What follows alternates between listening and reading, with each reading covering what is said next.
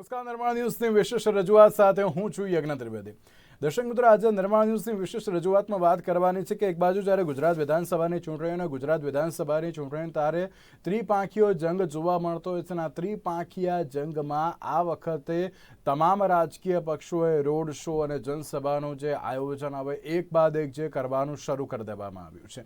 એક બાજુ જ્યારે ગુજરાતની વાત કરવામાં આવે તો ગુજરાતમાં જે સૌથી પહેલાં આપણે શરૂઆતથી જોવા જઈએ તો વડાપ્રધાન નરેન્દ્ર મોદી, ત્યારબાદ રાહુલ ગાંધી અને ત્યારબાદ કેજરીવાલની જે એક બાદ એક જે મુલાકાતો જે વધી રહી છે તેને લઈને ક્યાંક એવું જ જોવા મળી રહ્યું છે કે મિશન 2022 અનુલક્ષીને અત્યારે હાલ તો તમામ પ્રકારની તૈયારીઓ પૂરજોશમાં જોવા મળી રહી છે. સૌથી પહેલાં આદિવાસી બેલ્ટને કવર કરવામાં આવ્યો. આદિવાસી બેલ્ટમાં જઈને જનસભાઓને સંબોધવામાં આવી, હજુ પણ સંબોધવામાં આવશે, તેમાં કોઈ શંકાની સ્થાન નહીં. પણ હવે ત્યારબાદની જો વાત કરવામાં આવે તો હવે એક જે નજર રાખવામાં આવી રહી છે અને તે છે સૌરાષ્ટ્રની બેઠકો ઉપર.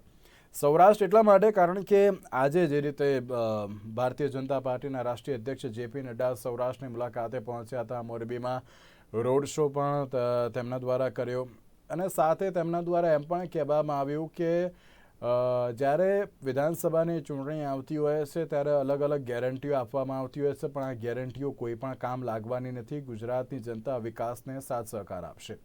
બીજી બાજુ કોંગ્રેસ અત્યારે હાલ તો એમ કહી રહ્યું છે કે ના, અમે અત્યારે હાલની જે પરિસ્થિતિ છે એન્ટી ઇન્કમ્બન્સી અત્યારે હાલ તો જોવા મળી રહી છે.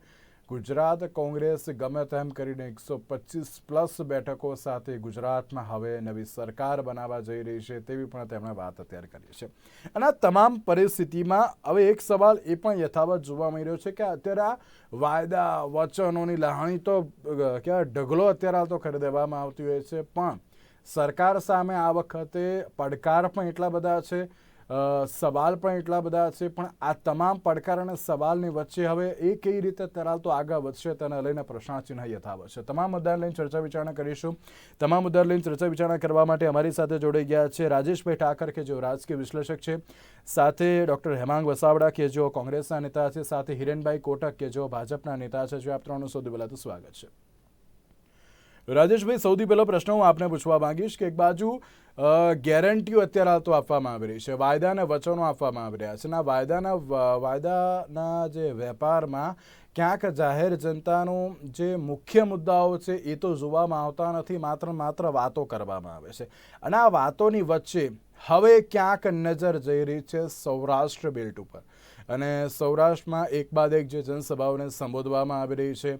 વડાપ્રધાન નરેન્દ્ર મોદી ખુદ અત્યારે 5 દિવસની જે ગુજરાતની મુલાકાતે આવવાના છે, જેમાં અમદાવાદ, સુરત, વડોદરા સાથે અંબાજી પણ તેઓ જવાના છે, નોરતા છે એટલા માટે. અને 5 દિવસમાં 12 જેટલી જનસભાઓને સંબોધવામાં આવવાની છે. અને તેની પહેલાં કેન્દ્રીય ગૃહમંત્રી અમિત શાહ પણ 27મી તારીખે આવી રહ્યા છે. આજે જેપી નડ્ડાનો 2 દિવસનો પ્રવાસ. એક બાદ એક જે કેન્દ્રીય નેતૃત્વ અત્યારે તો ગુજરાતમાં જે ધામા નાખીને બેઠું હોય તેવું સ્પષ્ટપણે જોવા મળી રહ્યું છે. પણ પડકાર ઘણા બધા છે અને પડકારમાં ક્યાંક ભારતીય જનતા પાર્ટી એ સરકાર બનાવી પણ થોડીક અઘરી પડી રહી છે તેવું લાગી રહ્યું છે. આમાં મૂળ વસ્તુ એવી છે કે જ્યારે બી ચૂંટણી આવે ત્યારે કોઈ પણ રાજકીય પાર્ટી હોય, રાજકીય પાર્ટી સત્તામાં હોય તો સત્તામાંથી એમ જે નેતૃત્વ આવતું હોય એ કોઈ પદ ઉપર હોય કે સંગઠનના નેતાઓ હોય, એ પોતપોતાની રીતે સંગઠનને સક્રિય કરવા માટે, એક પ્રકારનો માહોલ બનાવવા માટે, જનતાની સાથે સંવાદ કરવા માટે, જ્યારે સત્તા પક્ષે ભારતીય જનતા પાર્ટી હોય ત્યારે તમે જે શબ્દ વાપર્યો એન્ટી ઇન્કમ્બન્સી, જે આ 16-17 પ્રકારના આંદોલન ચાલે છે એના અનુસંધાનમાં તમે જે વાત કરી રહ્યા છો, તો એને કેવી રીતે કેટલું વ્યવહારુ માંગણીઓ છે અને આપી એને સંતોષી શકાય, આંદોલનોને શાંત કરી શકાય, એના માટેના એક પ્રયત્નમાં હોય. કારણ કે હવે શ્રાદ્ધ પક્ષ ચાલે છે, નવરાત્રી ઉતરતા એટલે ઓક્ટોબર મિડમાં કે અંત સુધીમાં મેક્સિમમ જાહેરનામું બહાર પડી જવાનું. એટલે સત્તા પક્ષ તરફથી આ બધી જ પ્રક્રિયાઓ ચાલતી હોય કે જ્યાં જે જૂથ હોય, એ સામાજિક હોય કે વહીવટી જૂથ હોય, કે એમના જે અસંતોષ છે એ અસંતોષને ઠારવા માટે શું કરી શકાય ને એના માટેનો આચારસંહિતા પહેલાનો આ જે સમય છે એની અંદર સરકાર કામ કરતી હોય. અને સંગઠનની દ્રષ્ટિમાં તો આપણને ભારતીય જનતા પાર્ટીની ખબર છે કે એમની કામ કરવાની પદ્ધતિ કઈ રીતે છે. એ સરકારી કાર્યક્રમો હોય તો એને પણ સંગઠનના માધ્યમથી લોકો સુધી લઈ જવાના. એટલે માત્ર સરકારને ઘેર ઘેર પહોંચાડવી તો કોણ પહોંચાડશે? મંત્રીઓ તો જઈ નહીં શકે, તો સંગઠનને પહોંચાડવા. એટલે સંગઠન જ્યારે કાર્યક્રમને લઈને લોકો સુધી પહોંચે ત્યારે સીધી લોકોને ખબર પડે કે આ જે કામ છે એ ભારતીય જનતા પાર્ટીએ કર્યું છે. આની એક વિશેષ આખી અમને જે સિસ્ટમ છે ઊભી કરી છે ને એનો લાભ ભારતીય જનતા પાર્ટી લેતી હોય. જ્યાં સુધી પડકારનો સવાલ છે તો પડકારના સવાલમાં મેં આગળની મારી ડિબેટ હતી એમાં પણ મેં કીધું હતું કે કેશુભાઈ પટેલ પછી તમે બધા જ ઇલેક્શન જુઓ 2002, 2007, 2012, 2017 ભારતીય જનતા પાર્ટીનો ગ્રાફ સતત નીચે છે બેઠકોની અંદર પરિણામમાં. નરેન્દ્રભાઈનો સુરત તપતો તો ત્યારે પણ જે પરિણામો હતા ચૂંટણીના પરિણામો એ પરિણામોની અંદર જે પાછલા વખત જીતેલી સીટ હોય એના કરતા 2 સીટ 5 સીટ એમ ઓછી આવે છે. ગઈ વખતે 2017માં એ વિશેષ પરિસ્થિતિમાં લડાયેલી ચૂંટણી હતી પણ તે છતાં 100નો અંક મેળવતા ભારતીય જનતા પાર્ટીને મુશ્કેલી પડી હતી. અને એટલે ગુજરાત એ નરેન્દ્રભાઈનું ગૃહ રાજ્ય છે. એટલે ભારતીય જનતા પાર્ટી માટે લોકો એમ કહેતા કે એમની પાસે હુકમનો એક્કો છે, પણ ગુજરાતના પરિપ્રેક્ષમાં જયારે જોઈએ ત્યારે હુકમનો એક્કો પણ છે ને બાદશાહ પણ, કારણ કે અમિત શાહની પણ પાછું આ ગૃહ રાજ્ય છે. અને જેમ પેલા રાજાનો જીવ પોપટમાં હતો એવી રીતે ગુજરાત જે છે ભારતીય જનતા પાર્ટીનો પોપટ છે. અહીંયા આગળના કોઈ પણ દુષ્પરિણામ છે એ ભારતીય રાજનીતિની અંદર ભારતીય જનતા પાર્ટી માટે ચેલેન્જ ઊભી કરી શકે, એટલે એને ગંભીરતાથી લે એ સ્વાભાવિક છે. બીજી બાજુ જે વાત છે કોંગ્રેસની, તો કોંગ્રેસ હવે મોડે પણ એને એની ચૂંટણી પ્રક્રિયા શરૂ કરી છે. એમની જે પરંપરાગત પદ્ધતિ છે એમાંથી બહાર આવવાનો પ્રયત્ન કરે છે કે ભાઈ નવરાત્રી દરમિયાન 40-45 લોકોનું લિસ્ટ એટલે વહેલું લિસ્ટ જાહેર કરવાનું, જે કોંગ્રેસમાં ક્યારેય શક્ય જ નથી હોતું. કેટલું કરી શકે છે એ તો હજી સમય બતાવશે, પણ આ બધા નિર્ણયો એમણે લીધા છે. એની સાથે સાથે કેટલાક નવા લોકોને ચૂંટણીમાં ટિકિટ આપવી, ટિકિટની અંદરની જે પેલી મારા તારા વાળું વાત છે એને અમે બાજુમાં મૂકીશું, આવું સૈદ્ધાંતિક સ્વીકાર જે છે એ કોંગ્રેસ પાર્ટીએ કર્યો છે. પણ એ સૈદ્ધાંતિક સ્વીકારનું અમલીકરણ છે એના ઉપર બહુ મોટો પ્રશ્નાર્થ દર વખત હોય છે. આપણે તો જે ઇતિહાસ છે ઇતિહાસ ઉપરથી વર્તમાનનું વિશ્લેષણ કરતા આવીએ છીએ. અને એટલે એમાં જે ટિકિટ આપવાની જયારે પરિસ્થિતિ આવે છે ત્યારે કાયમ આપણે એક વાક્ય વાપરીએ છીએ કે ભારતીય જનતા પાર્ટી જીતે છે એના કરતા કોંગ્રેસ હારે છે એવું વધારે કહેવાય છે. એ સ્થિતિમાં જો કોંગ્રેસ આ વખતે બદલાવ લાવી અને એની ચૂંટણી પ્રક્રિયામાં જે અત્યારે નક્કી થયું છે એમના સંગઠન લેવલ ઉપર એ પ્રકારે જો કામ કરશે તો ચોક્કસ હાલની જે સ્થિતિ છે એના કરતા બેટર પરિણામ દેશે. ત્રીજી વાત છે ત્રીજા પરિબળની, તો એ ત્રીજું પરિબળ છે એ ક્યાં કઈ સીટ ઉપર કેટલા વોટ કોના કાપે છે એના ઉપર 2022નું ચૂંટણી પરિણામ આખું લંબિત આખા પરિણામ ઉપર અસર કરશે હું કહેવા નથી માંગતો, પણ સીટ ટુ સીટ ક્યાં કેટલા વોટ કપાય છે ને કોના કપાય છે એના ઉપર થોડીક ઉથલ પાથલ થવાની છે. પણ તમે જે પ્રશ્ન કર્યો કે ભારતીય જનતા પાર્ટીને સત્તામાં આવવાથી, તો હાલની તારીખનું વર્તમાન સ્થિતિની અંદર ભારતીય જનતા પાર્ટી સત્તામાંથી બહાર જાય છે એવું વિશ્લેષણ આજની તારીખે કરવું એ થોડુંક અતિશયોક્તિપૂર્ણ છે. હા, પડકારો ચોક્કસ છે, પણ ભારતીય જનતા પાર્ટી પડકારની સામે પડકારો લે છે. દાખલા તરીકે એમની સામે એક પડકાર ઉભો થયો કોવિડમાં, તેમને મુખ્યમંત્રીથી માંડીને આખું મંત્રીમંડળ બદલી નાખ્યું. સ્થાનિક સ્વરાજની ચૂંટણી અંદર 3 વખત જીતેલા હોય એવા નહીં આપવાનું, એક પરિવારમાંથી કોઈ ધારાસભ્ય છે તેના પરિવારમાંથી બીજી ટિકિટ નહીં આપવાના, આ પ્રકારના નિર્ણય કર્યા. અને તમે ખતરો કરો, પણ જોખમ લો તો જ નફો વધારે થાય. અર્થશાસ્ત્રનો નિયમ છે, રાજનીતિમાં ભારતીય જનતા પાર્ટી લાગુ કરે છે. એટલે એ સ્થિતિની અંદર આ વખતની ચૂંટણી એના સિવાય આજે બધા જૂથો આંદોલન કરી રહ્યા છે, એમનો જે અસંતોષ છે એ પણ એક પ્રકારની એન્ટી ઇન્કમ્બન્સી ઊભી કરે છે. સરકારની સામે વાતાવરણ છે એવું એક વાતાવરણ કે બધા દુઃખી છે જાણે એવું એક પરસેપ્શન જે છે એ પરસેપ્શન, પણ એ પરસેપ્શનનો લાભ વિપક્ષ કેટલો ને કેવી રીતે લઈ શકે છે એ પણ આગળ જોવાનું રહેશે. બિલકુલ હેમાંગભાઈ, જ્યારે કોંગ્રેસની વાત કરવામાં આવે તો આપને 2 પ્રશ્ન પૂછવા માંગીશ.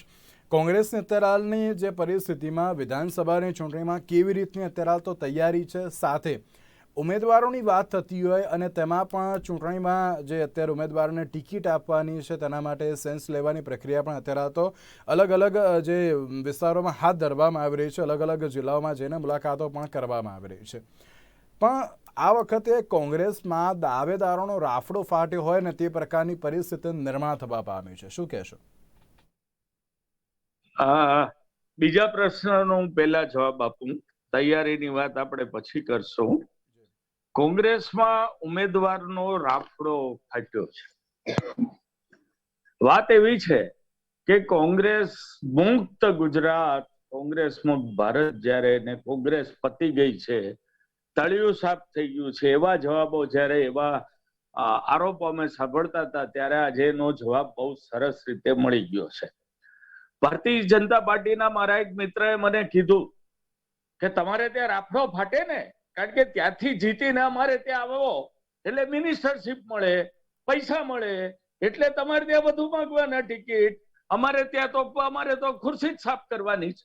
એટલે ભારતીય જનતા પાર્ટીના એક મિત્રએ આવી હૈયા વરાળ પણ કાઢી કે કોંગ્રેસમાંથી ટિકિટ મળે, જીતે એટલે ભારતીય જનતા પાર્ટીમાં કરોડો રૂપિયા લઈને આવે, આ મિનિસ્ટર થાય, અમારે તો ટિકિટ સાફ કરવાની, ખુરશી જ સાફ કરવાની છે.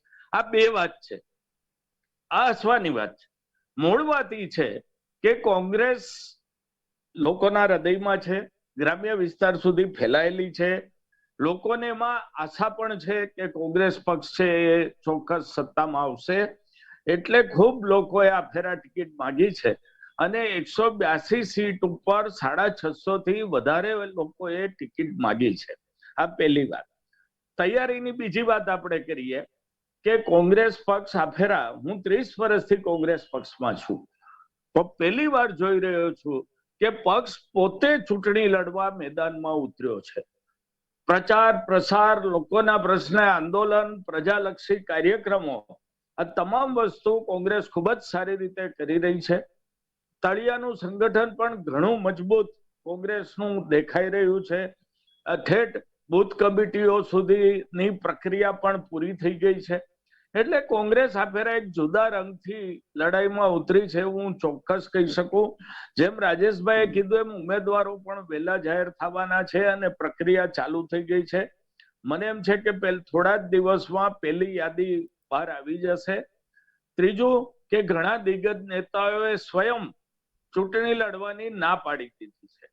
એટલે જે કોંગ્રેસ ઉપર સતત જૂથવાદનો આક્ષેપ હતો, કોંગ્રેસને જ હરાવે છે એવી વાત હતી, એ વાતનો પણ આ ફેરા છેદ ઉડ્યો છે. ભરતભાઈએ જાહેરાત કરી છે હું ચૂંટણી નહીં લડું, સિદ્ધાર્થભાઈએ જાહેરાત કરી છે હું ચૂંટણી નહીં લડું, એવા ઘણા બધા નેતાઓએ પોતે સ્વયં જાહેરાત કરી છે કે અમે ચૂંટણી નથી લડવાના. એટલે જે પ્રજામાં વાત ફેલાવવામાં આવતી હતી, હતું નહીં પણ વાત ફેલાતી હતી કે જૂથવાદ છે ને ફલાણાભાઈ ફલાણાના ઠેકેદારને હરાવે ને ઓલાભાઈના ઠેકેદાર, એ વાત પણ આ ફેરા કરવાનો વિરોધી અને મોકો ન મળે એવી આયોજન છે.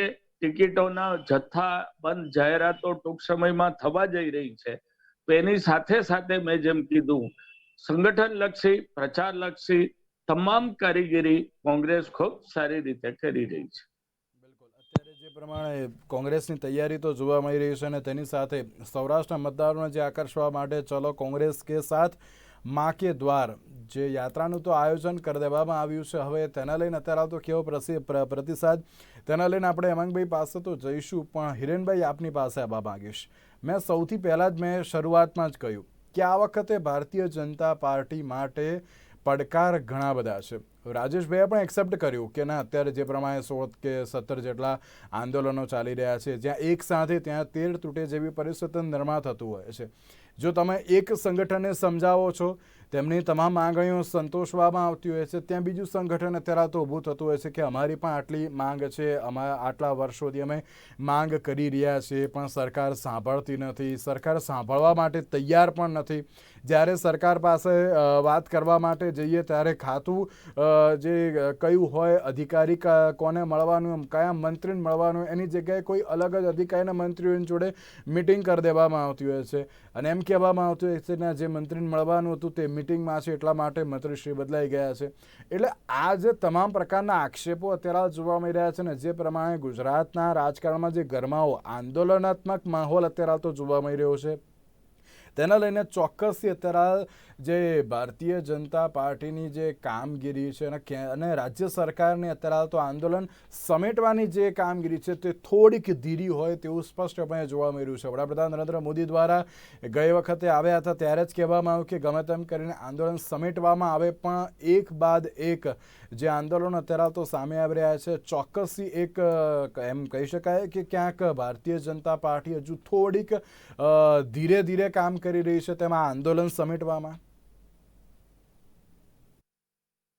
ભારતીય જનતા પાર્ટીમાં આંદોલનો સમેટવા માટેનો કોઈ પ્રયત્ન નથી થતો, પ્રશ્નો ઉકેલવાનો પ્રયત્ન થતો હોય છે અને એન્ટી ઇન્કમ્બન્સીને લેવામાં આવે તેનો પ્રયત્ન થતો હોય છે એવું હવે આપ કહી શકો, એટલે આપને કહેવાની છૂટ છે, પણ જે નથી એ તો મને મારી પાર્ટીની ખબર હોય. જેવી રીતે હેમાંગભાઈ એમની પાર્ટી વિશે વાત કરી રહ્યા હતા અને એમની પાર્ટી વિશે એમણે જણાવ્યું. એ જવાબદાર નેતા છે અને 30 વર્ષના એમના એક્સપિરિયન્સ પછી એમણે આજે એક જે ખાસ વાત કહી કે 30 વર્ષમાં પહેલી વાર મેં કોંગ્રેસને આ પ્રકારે સક્રિય થતી જોઈ અને કોંગ્રેસને એક સાથે મળીને કામ કરતી જોઈ. તો એનો અર્થ એ સીધો નીકળે છે કે 30 વર્ષમાં કોંગ્રેસની સ્થિતિ શું હતી અને આજે પણ જે એમને ભ્રમણા લાગી રહી છે એ ભ્રમણાના પણ છેદ ઉગાડશું. હવે આપણા પ્રશ્નનો જવાબ હા એ જ રીતે કરવી છે વાત. જેવી રીતે એમને ભારતીય જનતા પાર્ટીની સ્થિતિ વિશે વાત કરવાનું મન થાય એવું મને થાય, પણ મારે એટલું જ કેવું છે કે અહીંયા એન્ટી ઇન્કમ્બન્સી નહીં, પ્રો ઇન્કમ્બન્સીની સ્થિતિ છે અને અમારે માટે કોઈ પણ પ્રજાની માંગણી છે એ અમારા સુધી પહોંચે પેલા એને ઉકેલવી એ અમારો શિરસ્તો રહ્યો છે. એટલે અહીંયા જયારે પણ અમારો શીર્ષક નેતૃત્વ ગુજરાતમાં પધારે ત્યારે જયારે અમારી બેઠકો લે ત્યારે એમાં એ જ સૂચના હોય છે કે જે પ્રશ્નો છે એના ઊંડાણમાં જવાનું છે અને લોકો ક્યાંય પણ આજે તમે જેમ વાત કરી એ મુજબ કયા મંત્રીને મળવું, કયા વિભાગમાં મળવું, મંત્રી બદલાઈ ગયા હોય એ બધી સ્થિતિ એટલા માટે સામાન્ય રીતે નથી, કારણ કે હું તો રેગ્યુલર સોમ અને મંગળવાર લોકોના પ્રશ્નો સાથે અમે લોકો અમારા બધા કાર્યકરોની આદત છે કે અમે લોકો ત્યાં જતા હોઈએ છીએ અને અમારી પાસે જે કંઈ પણ વિચારધીન મુદ્દાઓ આવે, લોકોની રજૂઆત આવે એના માટે અમે જઈએ. ત્યારે ત્યાં સ્વર્ણિમ સંકુલની વાત કરીએ તો સ્વર્ણિમ સંકુલ 1 અને 2 માં બંને જગ્યાએ બધા મંત્રીઓના કયા ખાતા છે અને એનું મંત્રીનું નામ શું છે એના બોર્ડ લગાવેલા છે અને લોકો બહુ જ સંતોષપૂર્વક ત્યાં આવે પણ છે અને એના પ્રશ્નો પણ છે એ ઉકેલાય છે. એટલા માટે લોકો ખુશ છે અને લોકો જાણે છે કે ભારતીય જનતા પાર્ટી પાસે જ માગણી કરી શકાય, કારણ કે સંતોષ પણ અહીંથી જ મળવાનો છે અને ઉકેલ પણ અહીંથી જ મળવાનો છે. માત્ર મુદ્દા ઉછાળવા ટેવાયેલી કોંગ્રેસને ક્યાંક ને ક્યાંક આ સ્થિતિમાં હજુ પણ એ સમજાતું નથી એકચ્યુઅલમાં કે કરવાનું શું છે. એટલે માત્ર હવાતિયા લાગી રહ્યા છે એના કારણે સ્થિતિ હજી કફોડી જ છે.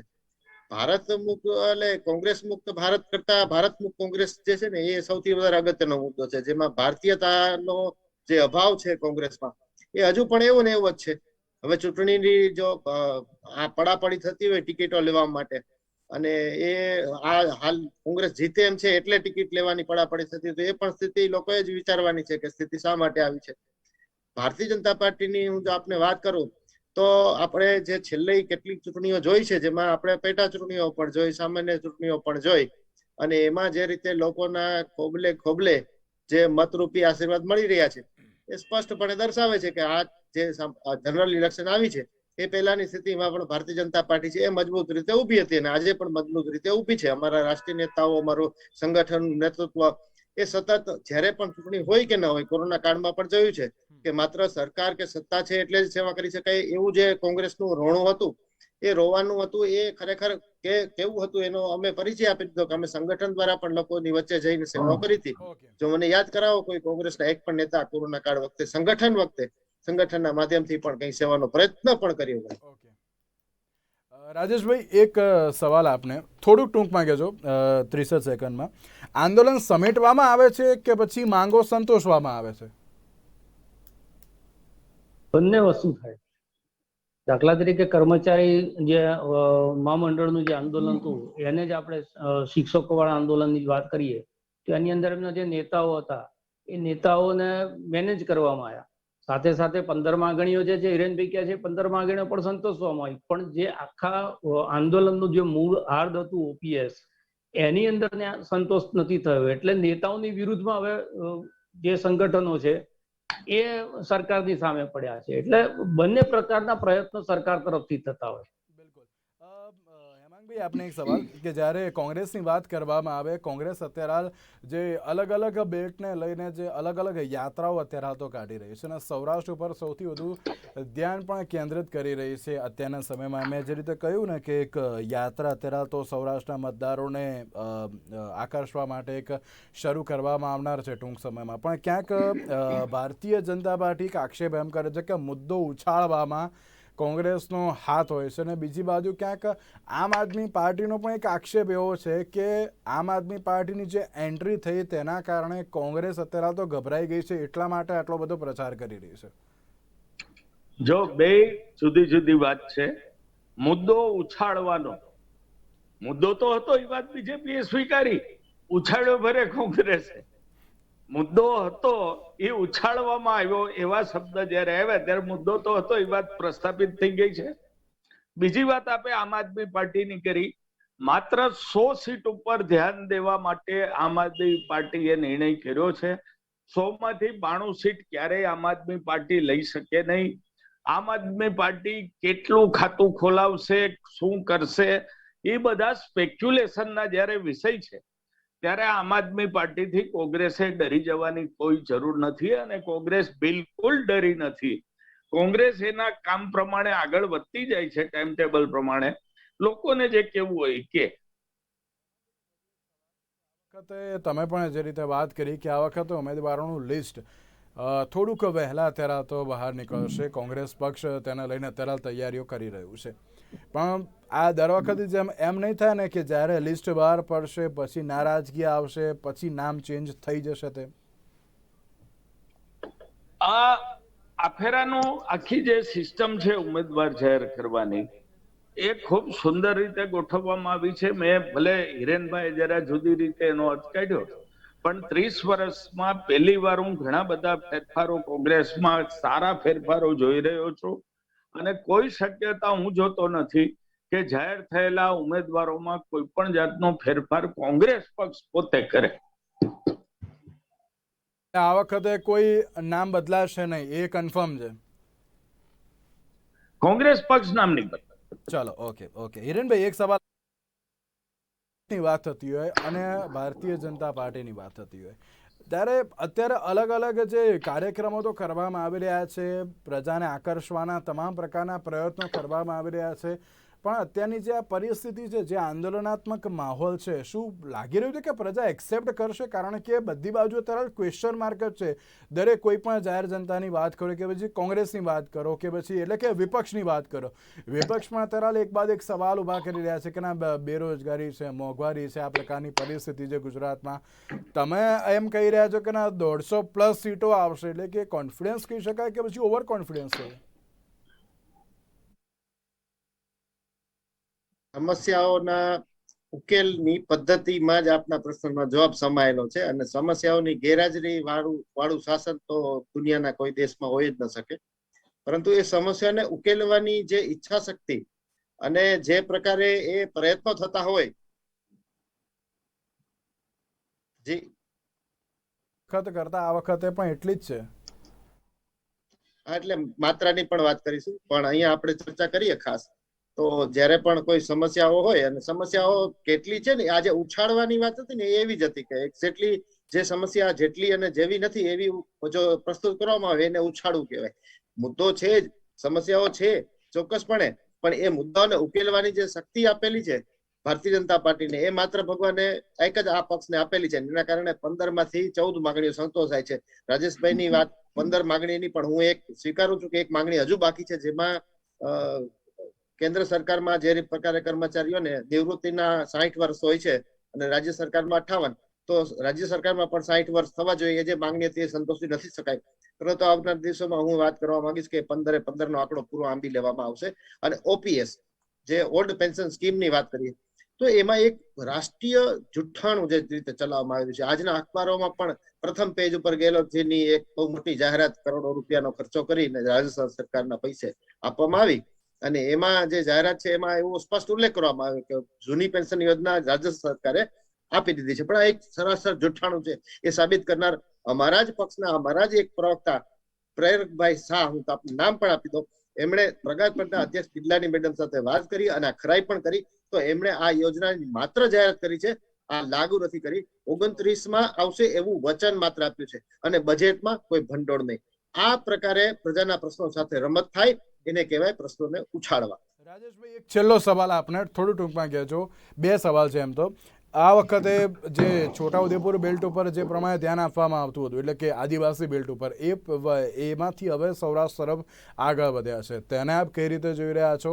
કારણ કે આજે જેપી નડ્ડાનો રોડ શો સૌરાષ્ટ્રમાં થયો, જે રીતે સૌરાષ્ટ્રના પેલું કોંગ્રેસની એક યાત્રા પણ યોજાવાની છે. બીજો એક સવાલ એ પણ કે આ વખતે ગુજરાત વિધાનસભાની ચૂંટણીમાં ક્યાંક કોંગ્રેસ અને એનસીપી જોડે એટલે કે ગઠબંધનની પણ શક્યતાઓ છે. આપ તેને પણ કઈ રીતે જોઈ રહ્યા છો?